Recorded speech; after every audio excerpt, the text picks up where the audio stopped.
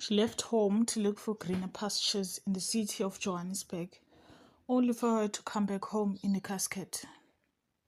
Busiso was offered a job, not knowing that she was going to be a sacrificial lamb for an insurance payout.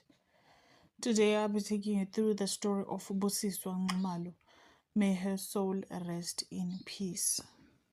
So before we begin, I'd like to emphasize that this story is shared with the utmost respect to the victim and their loved ones.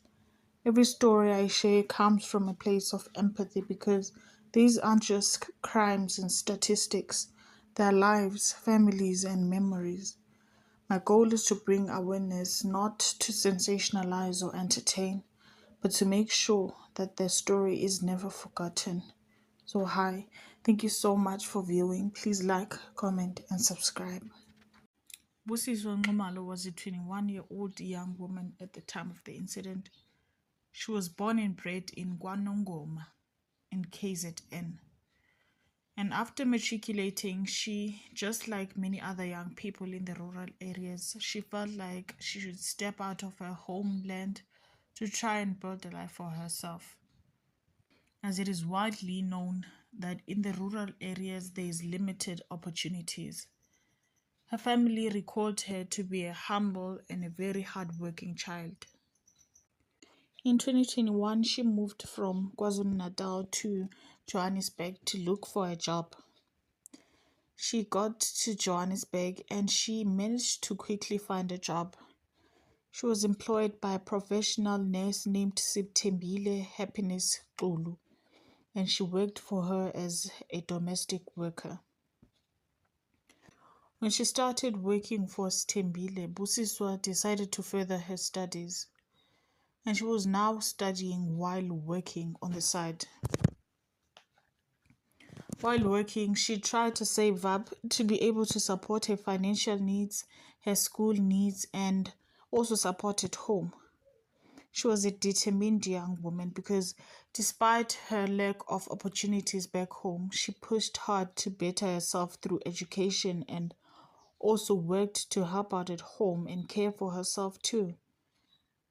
Sithembile Xulu was a 48-year-old nurse in a clinic in Alberton, Gauteng. She lived in Vosloorus in Gauteng. Her neighbors stated that she seemed like a nice person because she was always smiling, but she was very non-social. She was always alone. She did not have any close friends in the neighborhood. In January 2022, Busiswa's body was found in a dump site in Lenasia South. She had been murdered. She had her throat slit and was found naked. Busiswa had been working for close to a year at Sithembile's house when she died. And her family, stated that she was kept very distant from her family when she was working at Sithembile's house. Her life revolved around Sithembile and her household. After Busiswa's lifeless body was found, Sithembile phoned her family and told them that Busiswa had been killed by a mob in the community, probably because she was destructive and disrespectful to the community. Sithembile said that she was indeed disrespectful to the community, and the community took care of her. The family still was in complete shock as to how could such a humble child disrespect a community to a point that they would literally have her killed. They wanted answers. Busiswa was taken home for burial, and Sithembile asked for her documents in order to claim for the insurance and help out with her funeral.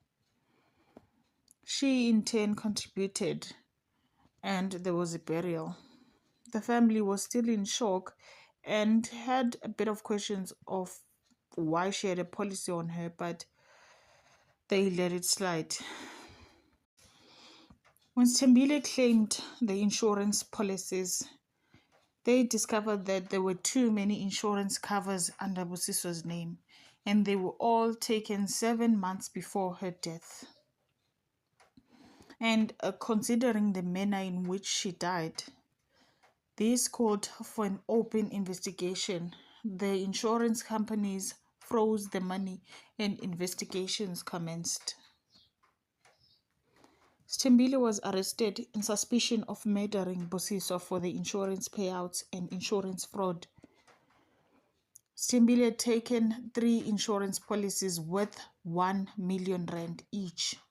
She was expecting 1 million from King Price Insurance, 1 million from Outsurance, and another 1 million from Stagnant Life.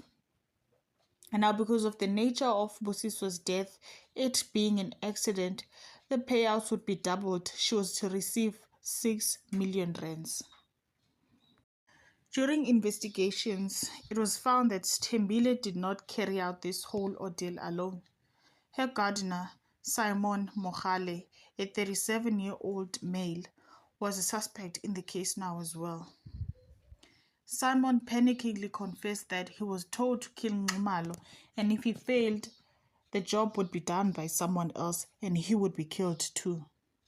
He was promised to be paid 60,000 rands. He then killed her, but he only got 9,000 and he was told that he will get the rest when the insurances pay out the 6 million. But he was never paid since the insurance froze the money. He claimed that the accused threatened him that if he did not comply, or if he even spoke about this, he would die. She would murder him just like she did her husband. Stembile was trialed. She was accused of murder and insurance fraud. She was facing very serious charges. When she applied for bail, she denied every allegation and said that she had nothing to do with Bosiso being killed, that she wanted bail because she was sick and that she had kids to take care of at home.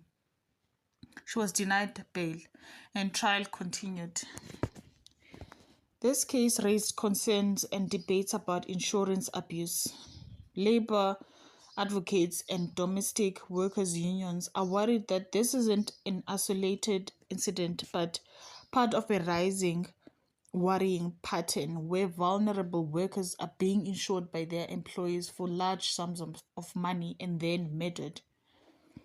Simon was granted bail and Stembile was denied bail and was charged with murder and 3 counts of insurance fraud.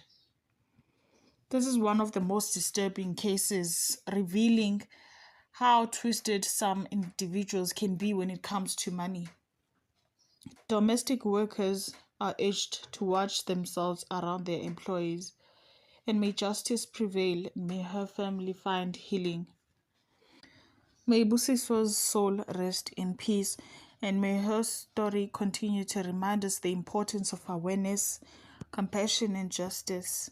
Thank you for watching, and thank you for remembering her. Lastly, please help spread awareness by liking and sharing. Also comment if you'd like to suggest a case I should cover, or if you'd like to add or ask anything regarding this case. I'll see you on the next one.